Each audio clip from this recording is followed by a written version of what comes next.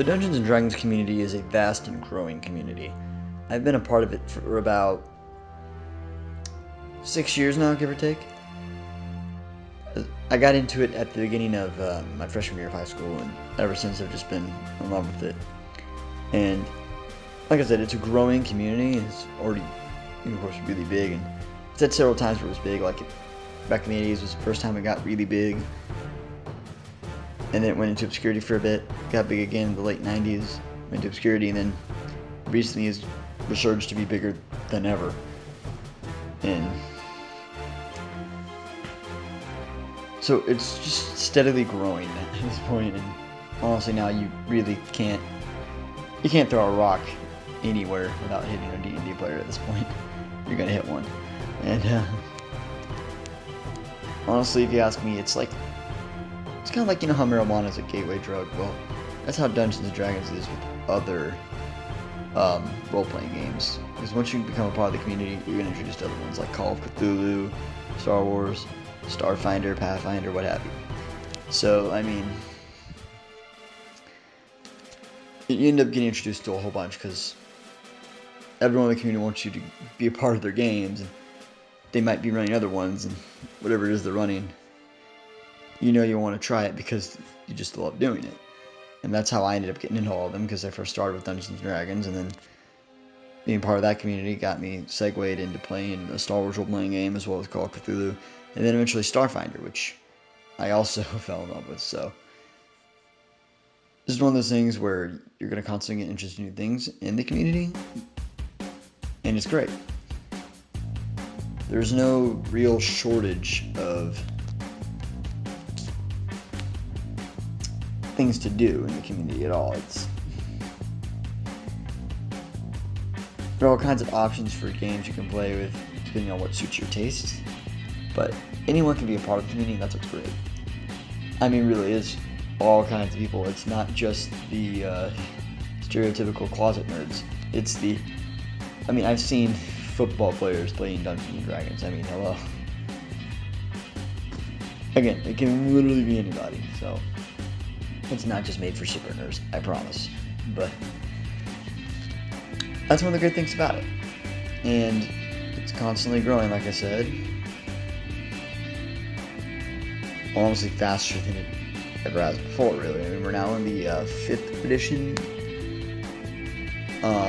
So that's how many iterations it's gone through.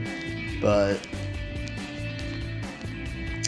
yeah, it's just steadily growing, steadily getting on up there, and it's no longer one of those things that's obscure. Like, the likelihood that you haven't heard of it at this point is pretty low.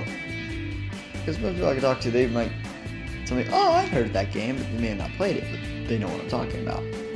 10 years ago, I promise you I could have mentioned Dungeons and Dragons, and some people were like, what? So, it is what it is. But that just shows you how big the community's grown, and it's so far-reaching. Like, I've played games with people in Australia before, which is crazy to think about, but it goes on a grand scale because people from all over play it. So it just tells you how big the community has gotten at this point. And there's just something special about that, and I don't think anything at this point could keep them from playing, because COVID happened, and even with the quarantine, we were still playing. It was Discord, using Discord, Roll20, stuff like that. We had no shortage of options for ways to play online while staying at home. So it's a very adaptable community, and it's great. So I want to encourage anyone and everyone to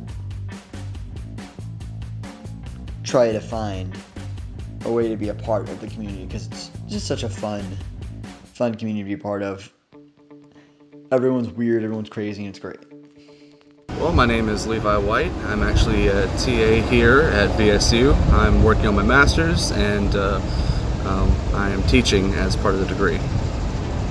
How long have I been a part of the Dungeons and Dragons community?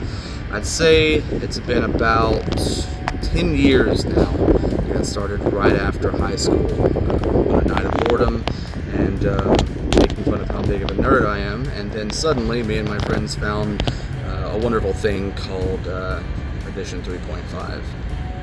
hard was it to get into Dungeons and Dragons? Well, getting into the game itself did take a little bit because there were a lot of rules references that we didn't necessarily understand at the time, but being a part of the community means having people you can talk to. And once you start doing that, it's a lot easier to sort of get where everything goes. So I'd say the first week was slow but interesting. After that, it was all gravy.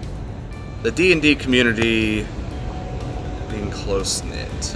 Well, right now I'd say that there's somewhat of a divide, only because people are considering different schools of thought with recent developments in 5th edition. But I think that speaks to how close the entirety of the community is as a whole. I'd say, even when arguing, it's a really close-knit group. What is the best part of the D&D community? Having stories to share that everyone can sort of understand and take part of. Anytime you play a game, you get a new story to share, and whenever you do, there is a common ground for understanding, and anyone who's in the know gets a good laugh out of it. Ways to stay connected with the group during quarantine. Well, my favorite method has been Roll20.net. It's a wonderful website that sort of has inbuilt dice rollers, an inbuilt board that you can mark on, automated character sheets if you want to keep track of the math, any notes you want to make. Besides that, having a Discord server with everyone being able to talk, whether or not they're playing a game at the time, really keeps everyone together. Because honestly, at the end of the day, D&D is about community, and having that small community on Discord keeps us together no matter how far apart we are.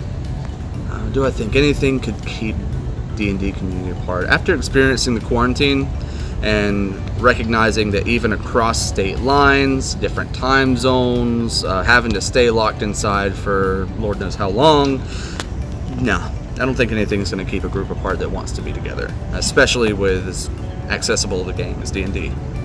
How far does D&D reach? Honestly, I'm usually surprised by this because I've found players from all over the world. I've read articles that were translated from, say, Korean about Dungeons and Dragons. Of course, here in the States it is a much bigger game than other places, but there's no shortage of D&D players across seas. How would I encourage someone to join the D&D community?